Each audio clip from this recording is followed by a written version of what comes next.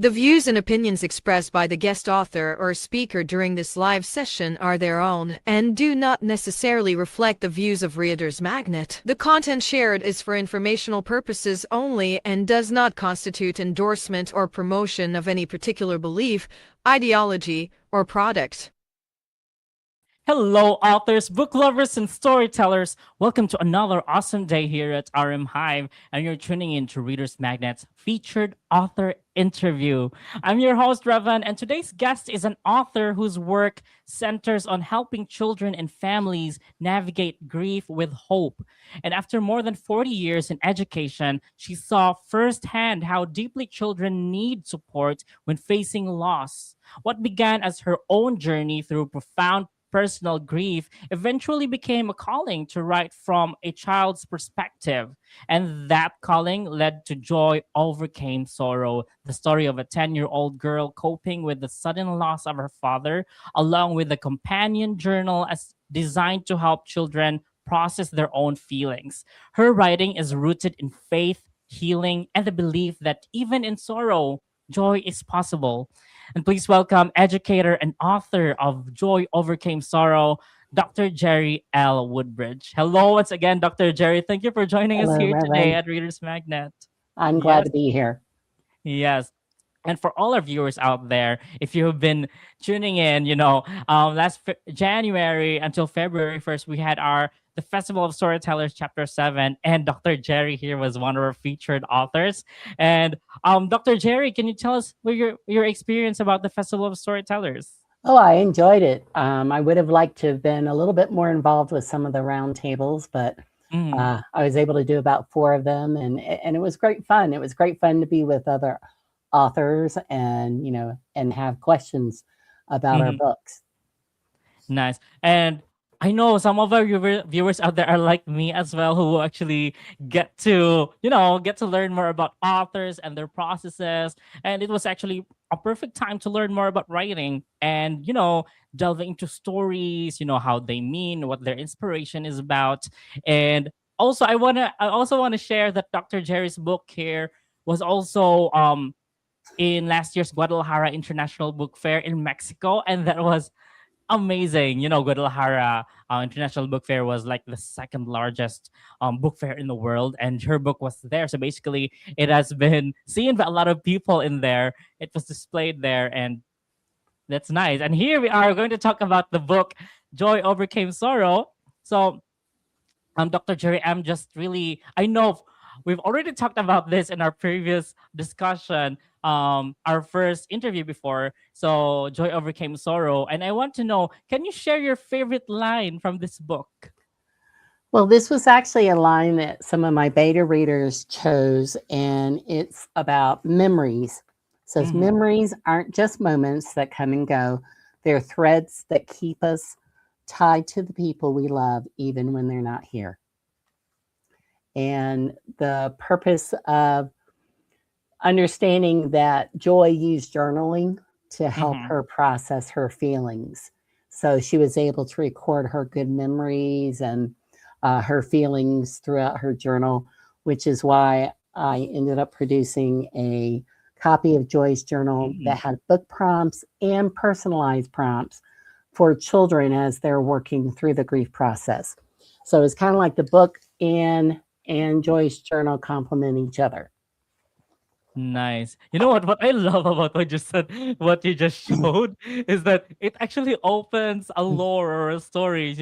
When we read the story and the character is writing the journal, and you get to actually have that journal right there. So for all our viewers out there, Joy's journal from Joy Overcame Sorrow is also available now, and it really excites me right now. So it's really creative Yes. from our Dr. Jerry Yes. Woodbridge right here.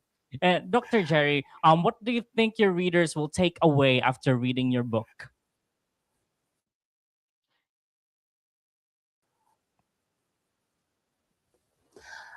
I think they will take some encouragement because, yes, they will encourage because when children go through grief, they've never had this experience before. They don't have the adult mindset or background to process it. So through narration of Joy from her point of view, they kind of see how Joy reacts to the bad news, what Joy's life was before the bad news, and then, how she processes.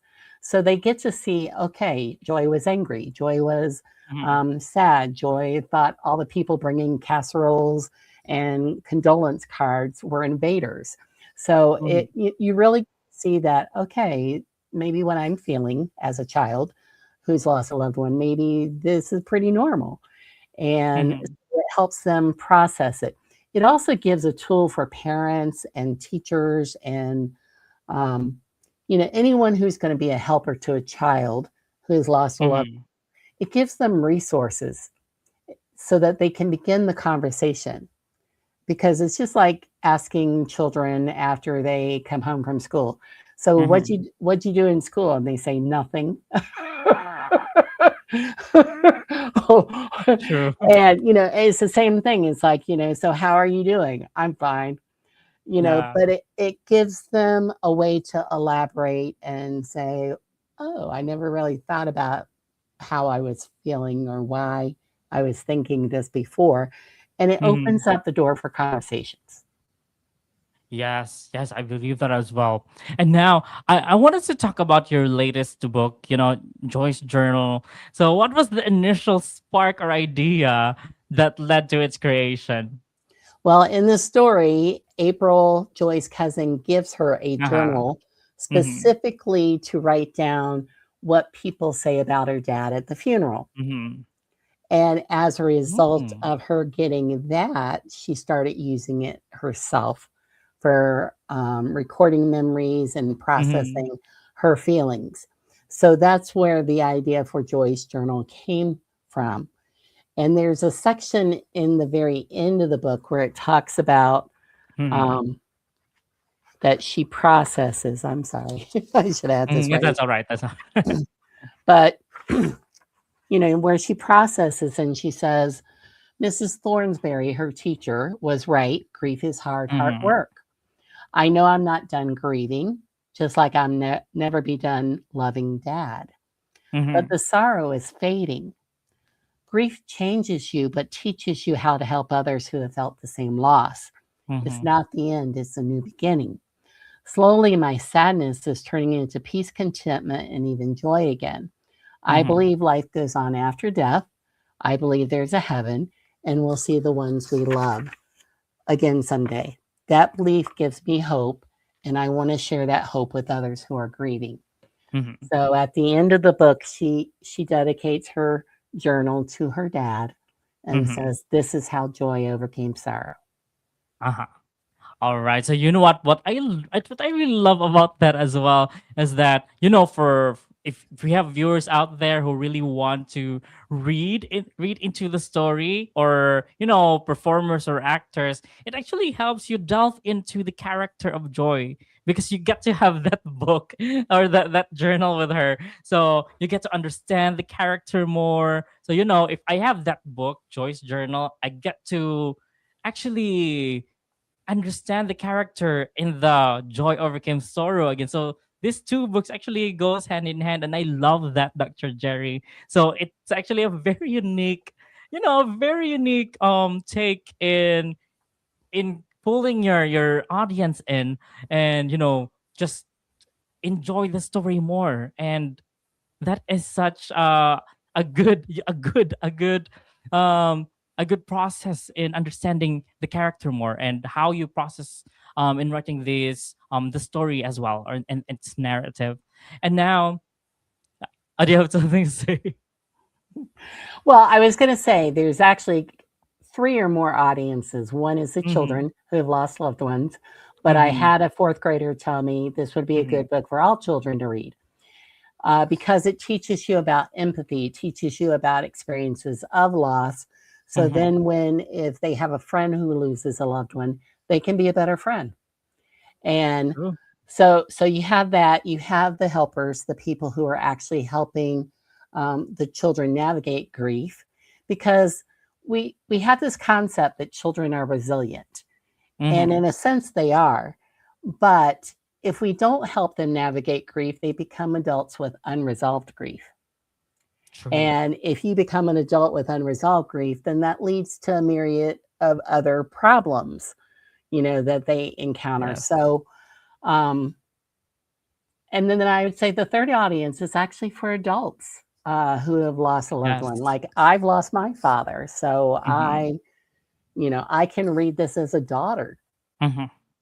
So, I think it has a wide range of audience, even though in the beginning True. it was narrowed for students. Yes, when you shared that, I actually just realized how great this book is, because you can actually read it in a in a perspective. You can read it as a daughter, you can read it as a family member, or any that I love I love how you created this, Dr. Jerry. So Well, thank you. I would love to, create a book like this as well, to create impact to the readers, and just deal with understand more other people. They understand the other people more by understanding this character right here, and how she dealt with grief as well, which actually helps other people Yes. in the real world. And I love that. And now, could you describe the main themes or message readers can expect from your book? Oh, yes. I mean, the table of contents, it goes all the way from Mhm. before loss to bad news to going through the funeral and how community grieves with us Mhm. to, how you are having to move through that first year of first, the first Mm. holiday, the first Christmas, the first um, birthday, celebration. Yeah. So, and then how do you get to the point where now you can laugh again? Now you can True. begin to help others, because true healing is when you're able, when you're healed enough where you're able to start sharing your own story and helping others heal. Yes. Yes. And True so, healing. a lot of times I talk about love. Yeah, love is the footbridge to sorrow and joy. There's 2 points. Okay. And Mhm. sometimes while we're in the middle of it, we might be leaning more over here towards sorrow. But why Mhm. are we grieving? Because we love them. Okay. We miss Yes. them. And then, there's other times where we're leaning more, we're still going on in our everyday life. And we have times of celebration, weddings and babies and Mhm. graduations. And why do we celebrate people True. with joy? Is because of our love. So True. when we can understand we're constantly trying to balance ourselves, and we can hold joy and sorrow at once. I have a coffee mug that says that. Oh, I love So, that. so Holding joy and sorrow. in order to be joyful, we have to be done with all grieving. No, we True. can hold it at the same time. It just I gives us love that mug perspective. there. Yes. Yes. So, by the way, are there any books or authors that have had significant impact on your writing style or storytelling approach? I'll tell you what, my favorite children's book is Hannah Husnard's Hind's Feet on Mm-hmm. High Places. And it's an allegory. And it's Mm-hmm. basically, it's a faith allegory. And it Mm-hmm. talks about a little girl named Much Afraid Mm-hmm. who is crippled and has a crooked smile. And the great shepherd, tells her that he can take her crippledness and make her legs and feet like hinds Mm-hmm. feet, like deer, leaping from place to place to high places. And he encourages her to go on a journey. Mm-hmm. But she thinks he's going on the journey with her. Now, Mm-hmm. he's never far apart, but he gives her two companions. He gives her sorrow and suffering Mm-hmm. as companions. Cool. And at first, she's very afraid of them. They're kind of a shrouded figure. And, she really doesn't want to have anything to do with them. Mm-hmm. But as she goes on her journey and the journey becomes a little bit more difficult, she begins to embrace sorrow and suffering to get to the high places. And Mm. so that is definitely a story that just resonates with me because we're not going to stay here. We're not going to stay here in Mm-hmm. our grief, in our sorrow. We True. always have a choice. True. Some people stay stuck. I choose not to stay stuck. I choose Mm-hmm. to embrace my life and move forward. But also, part of that healing process is sharing my story and sharing Yeah. it with others and supporting them. Yes, I agree with you. Because sharing your story don't actually just it's not actually just sharing. Other people who listen to it or read your story will actually learn from it and get to apply it on their in their lives as well as they grow up. Just like what you just said. So you had this book, an allegory, and you're actually inspired by it as well and creating this book. And I just said I'm very inspired by your book as well and how you created them, and I'm now inspired to, to create a book just like that as well. So for all our viewers out there, if you want to tell your story now because you will actually have an impact. And Yes. once again, the boy is called this book is Joy Overcame Sorrow. It is such an amazing book, and I want you to read it as well. It's And very short. It's 106 yes, pages. It's easy read. easy read, yes. Dr. Joy, how does your background or personal experiences influence the stories that you write? Well, I've had personal losses myself. You know, Mm-hmm. during my childbearing years, I had personal losses that way, and as well as losing my husband. And I had Mm-hmm. to try to support my own children while I was dealing with grief at the same time. Mm-hmm. And recognizing that every family member, because of the relationship of the Mm-hmm. one you lost, will deal with things differently. My Mm-hmm. 12-year-old son, he started having panic attacks, but he didn't know what they were. And Mm-hmm. he did not have the verbal ability to tell me that he was having those panic attacks. So he Mm-hmm. just thought in his 12-year-old mind that he was going to die like his dad. Mm-hmm. And so these are things that I think, just raise awareness that, that children, yes, they're resilient, but if they don't have the knowledge or they don't have the ability to communicate what they're feeling or be able to process it, we can miss it. Mm-hmm. So he didn't tell me this until he was 17 that he had been having panic attacks and anxiety, Mm-hmm. but when we think about a child who loses a father or a dad, Mm-hmm. somebody very important in their life, yes, anxiety is definitely something that they're going to be worried about. They're worried about forgetting their loved one. They're worried about, well, what will happen if something happens to my mom? Um, they're worried about how does this impact them? Mm-hmm. And, then they have to deal with things like the never wills. Like Mm-hmm. the Joy in the book, she wants to go to the father daughter dance, and they've been practicing Mm-hmm. before he passes away. Well, now how's she going to deal with that father daughter dance? True. So, Wow. Yeah. So I was actually deep into that. No. well, I'm just I'm holding back a little bit because I'm like, okay, I'd like people to actually read the story, but these are things Yeah. that, like my own daughter's engaged, she's going to get married, so I know we're going to Mm-hmm. deal with never wills, because her father's not going to be able to walk her down the aisle. Mm-hmm. So, these are things that maybe as adults we think about, but we don't think that children think about it too. Mm-hmm. That's nice. So, by the way, Dr. Jerry, can you give us a sneak peek into an upcoming project or ideas that you're currently working on? Yes, I'm working on a book called The Intersection, Mm-hmm. and it is, I'll give you a little hook.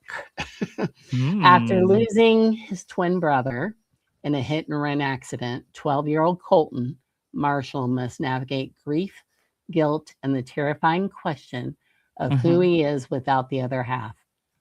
In a journey told with raw honesty and luminous hope, the Mm-hmm. intersection explores how we rebuild ourselves when half of who we are disappears. Wow. That half of who we are disappears. because it's Interesting. about twins. It's about Huh. twin sibling loss.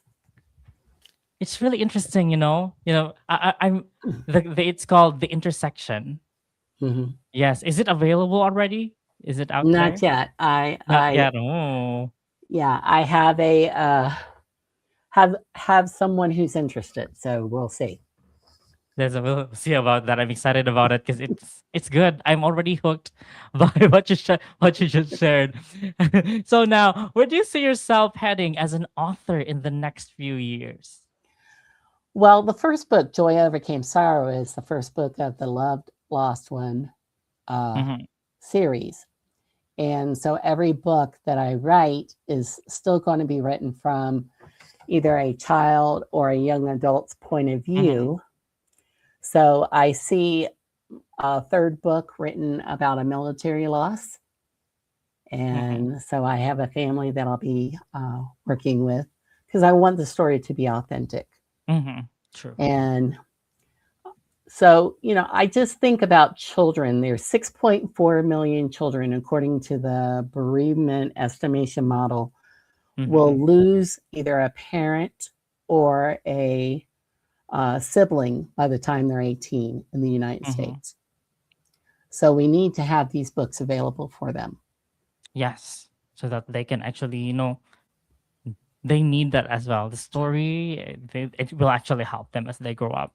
So right now, Dr. Jerry, I'd like to give the spotlight to you. Tell us where we can find your book You can or your find it, books.